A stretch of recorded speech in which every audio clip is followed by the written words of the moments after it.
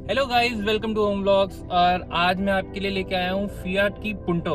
ये है मेरे भैया की, अरुण भैया हैं और ये रहे भैया।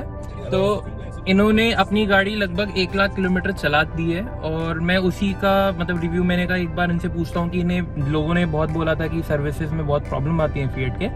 तो वैसे तो अभी फिएट इंडिया से लगभग जा ही चुकी है, अब उनकी सर्विस जो है वो वहाँ जीप से होती है। तो अब वही है। अब बाकी हम लोग जा रहे हैं, अभी थोड़ा सा गाड़ी में काम भी था तो मैं आपको धीरे धीरे बताता हूँ क्या क्या हो रहा है और बाकी मैं आपको पूरा गाड़ी का एक बार रिव्यू दिखाऊंगा आपको और क्या क्या होगा। तो चलिए हम शुरू करते हैं।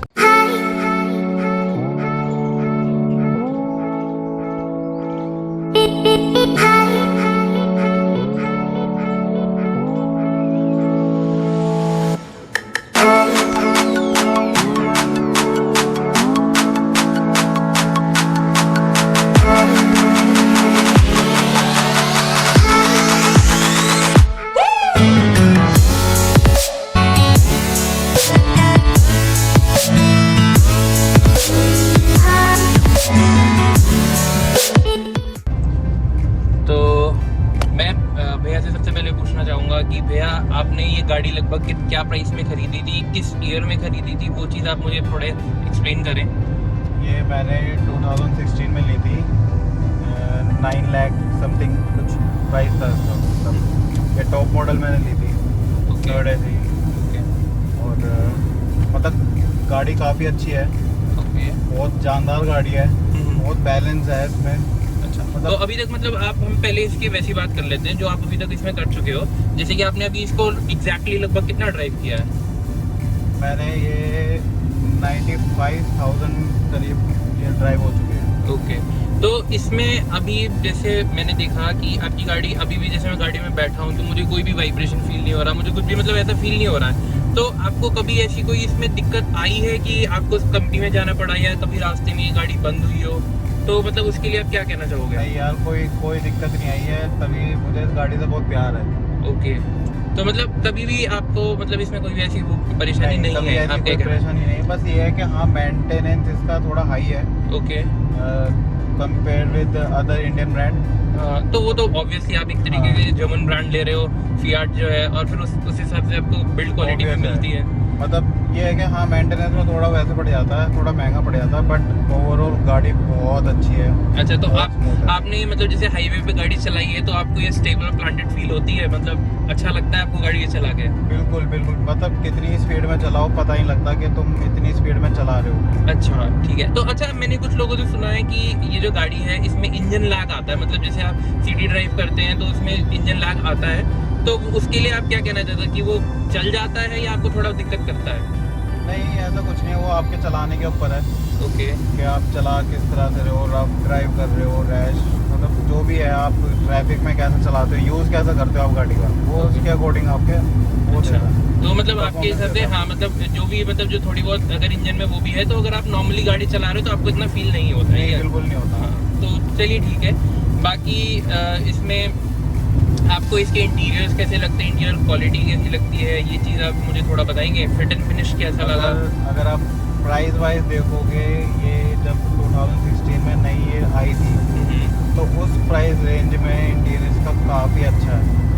आज के टाइम में इंटीरियर का आप ज़्यादा लुक दे देते हैं कि अब जो नई रेंज की आ रही हैं गाड़ियाँ, उनमें इंटीरियर का काम ज़्यादा आता है, फीचर ज़्यादा दे देते हैं उसमें। लेकिन एज़ कम्पेयर टू 2016 वर्जन तो ये काफ़ी अच्छा इंटीरियर है तब के मामले में भी। ये तो अगर आज भी इसको देखें तो आज भी किसी से मतलब आप जैसे इंटीरियर देख पा रहे हो, बहुत ही प्यारा है, सॉफ्ट डैशबोर्ड दिया हुआ है और हमें मतलब डुअल कलर में मिलता है। और मतलब जो इसका राउंडेड शेप है ना इस गाड़ी का, ये बहुत ही ज़्यादा अच्छा लुक देता है गाड़ी को। तो इसके अंदर बैठ के भी बहुत अच्छा फील होता है। और आपको सीटिंग कंफर्ट कैसा लगता है गाड़ी, मतलब जो आप बैठे होते हो तो वो कैसा लगता है आपको? बहुत कंफर्टेबल है, ऐसा लगता है कि घर के सोफे में बैठे हम। अच्छा। और कितना ही लंबा ड्राइव कर लो आप थकते नहीं हो। ओके। हाँ, जैसे कि आप ये देख पा रहे होगे, ये बिल्कुल सॉफ्ट फोम है, मतलब आप जैसे ही बैठोगे ना, जैसे हमारे वो मैट्रेसेस होते हैं स्प्रिंग वाले, बिल्कुल ये उसकी तरह दिखते हैं। और मतलब इस पे आप बैठोगे ना, ऐसे लगेगा आप किसी चीज़ में बैठ गए हो। ये तो मैं खुद फील कर रहा हूँ। मतलब लॉन्ग ड्राइव में कभी नहीं फील होता कि हम थक गए हैं या फिर ऐसा कुछ है। अच्छा। बट बस कंफर्टेबल रहता है और चलाते रहो बस। ओके। और बाकी इसकी लाइटिंग और जो आगे मतलब रोड पे आपको कैसा लगता है, मतलब सारी चीज़ें इसकी आपको सही लगी? आप सब हो गया, कभी कुछ ऐसी कोई दिक्कत नहीं हुई। अच्छा। और कभी कभी आपकी गाड़ी का मतलब कहीं ब्रेक डाउन हुआ हो, बीच रास्ते में बंद हुई हो, ऐसा कभी कुछ नहीं। ऐसी कोई परेशानी? नहीं ऐसी कोई अभी तक तो ऐसा कुछ हुआ नहीं। ओके, चलिए ठीक है। ये तो अच्छी बात है, ऐसा हो भी ना तो अच्छा है। हाँ तो हाँ, ये एक चीज़ मैं बताना भूल गया आपको, इसका एसी। अच्छा। एसी में क्या था कि हाँ, इसमें 2 साल बाद लीकेज की प्रॉब्लम हो गई थी। अच्छा। हाँ, एक 2 तरह के होते हैं। मेरा एक बाहर से था, जो कि वो ज़्यादा प्रॉब्लम नहीं करता। अगर बाहर से लीकेज है तो ज़्यादा प्रॉब्लम नहीं, तो बाहर से बाहर ठीक हो जाती है। अच्छा। मेरा था अंदर से लीकेज था। अच्छा, मतलब आप कह रहे हो जो अंदर की कूलिंग कॉइल होती है, कूलिंग कॉइल होती है, उसमें उसमें प्रॉब्लम लीकेज थी। तो ओके। वो मेजर मुझे ज़्यादा पड़ा था, ओके। कॉस्टली ज़्यादा पड़ा था, तो क्योंकि वो अंदर का काम था। तो वो लगभग उसमें कितना खर्चा आ गया था? उसमें मेरा लगभग 15-16 हज़ार के करीब आ गया। काफ़ी चीज़ें चेंज हुई थी उसमें। अच्छा अच्छा। हाँ, तो काफ़ी आपने चीज़ें कंपनी से करवाया था या बाहर से करवाया था? ये मैंने कंपनी से ही कराया था। अच्छा अच्छा। तो मतलब आपका 16,000 रुपये में अंदर का सारा काम लगभग हो गया था? हाँ, इतना था।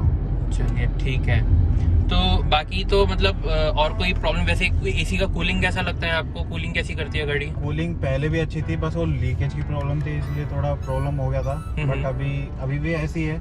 अच्छा। मतलब पता नहीं लगता, कूलिंग काफ़ी अच्छी है इसकी एसी की। अच्छा, तो इसमें हमें एक मतलब वो भी मिलता है रियर में एक एसी वेंट भी मिलता है, तो वो भी काफ़ी इफेक्टिव हो जाता है पीछे वालों के लिए। तो भैया मैं आपसे एक चीज़ ये पूछना चाहूँगा कि आप जैसे सर्विसिंग करवाते हो तो उसकी लगभग आपको कॉस्ट कितनी पड़ जाती है? कॉस्ट यार, अगर नॉर्मल सर्विस कराते हैं तो 8-9 हज़ार करीब। अच्छा, मतलब पार्ट्स वार्ट सारे कंपनी से? हाँ, ये सब लेके? पार्ट्स वगैरह सब रिप्लेसमेंट हो गया ना, तो इतना हो जाता है।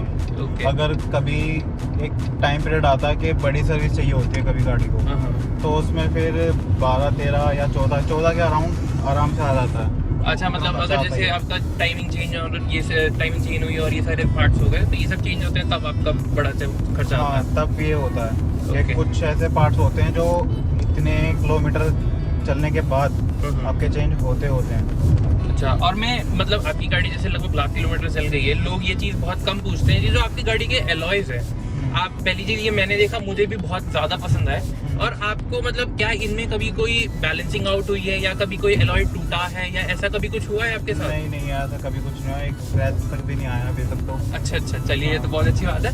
बाकी मैं एक चीज़ और पूछना चाहूँगा, जो आपको कंपनी से टायर मिले थे वो आपने मुझे बताया कि गुडियर के टायर्स थे। हाँ। तो वो जो टायर्स थे उसमें मतलब आपको वो टायर कितने टाइम तक चले थे कुछ मतलब? हाँ, इस चीज़ में मैं बोलूँगा कि जो गुडियर के टायर लिए थे, हाँ, वो थोड़ा इस चीज़ में लैग करता है, जो क्वालिटी को देखते हुए ओवरऑल गाड़ी को ये टायर भी थोड़ा अच्छा देना चाहिए था। हाँ, ये उससे क्या था कि गुडियर के टायर वो जल्दी मेरे घिस गए थे। अच्छा अच्छा। तब मैंने उसे चेंज करवा के फिर नए टायर अच्छे वाले डलवाए। तो आपने अभी कौन से टायर आप यूज कर रहे हैं? मैं अभी योकोहामा के टायर यूज कर रहा हूँ। ओके, तो वही आपने जो सेक्शन था उसी को, वो तो मैंने भी देखा खुद, 195 सेक्शन है। तो मतलब आपको अभी योकोहामा का टायर डलवा के प्लस इसका जो गाड़ी का सस्पेंशन मिला के अब आपको कैसा लग रहा है? मतलब गाड़ी कंफर्टेबल लगती है या बहुत फिर? स्मूथ लगती है। अच्छा। पहले से तो काफी, मतलब टायर बहुत अच्छे हैं इसके। अच्छा। योकोहामा के बहुत अच्छे टायर है, पता नहीं लगता इतना। जो छोटे मोटे गड्ढे होते हैं ना, और जैसे रफ रोड होती है, हाँ। वो भी स्मूथ लगती है जब चलती है गाड़ी इस पे। तो चलिए ठीक है। बाकी तो हमने आपसे गाड़ी के बारे में काफ़ी बात कर ही ली है। तो भाइयों, जैसा आप देख रहे हो बहुत ही साफ़ सुथरी कार है ये। I mean 1 लाख किलोमीटर चलने के बाद थोड़े बहुत स्क्रैचेस तो लगेंगे, बट स्टिल काफ़ी क्लीन है। और लाइट्स आप देख रहे हो, ये बहुत ही ज़्यादा सुंदर लगती है गाड़ी सामने से। और आज भी मतलब ऐसा डिज़ाइन शायद ही मुझे किसी कार में देखने को मिलता है। और जैसा कि आपने ये देखा, एलॉयज इसके बहुत ही अच्छे उसमें कंडीशन में है और योकोहामा के टायर्स लगे हुए हैं इसमें। बाकी सारी बातें तो हम भैया के साथ कर ही चुके हैं। पीछे वाली लाइट भैया की, ये लेफ़्ट वाली थोड़ी गड़बड़ है क्योंकि ये साइड में थोड़ी गाड़ी लग गई थी, वो रिपेयर में जाएगी। और पीछे है तो काफ़ी अच्छा लुक है गाड़ी का, मुझे तो बहुत ही अच्छी लगती है। और मैंने इसको ड्राइव करके भी देखा, काफ़ी स्मूथ है, कोई ऐसी प्रॉब्लम नहीं है। तो ठीक है, इसी के साथ मैं व्लॉग को एंड करता हूँ और मिलते हैं ऐसी किसी अच्छे से व्लॉग में।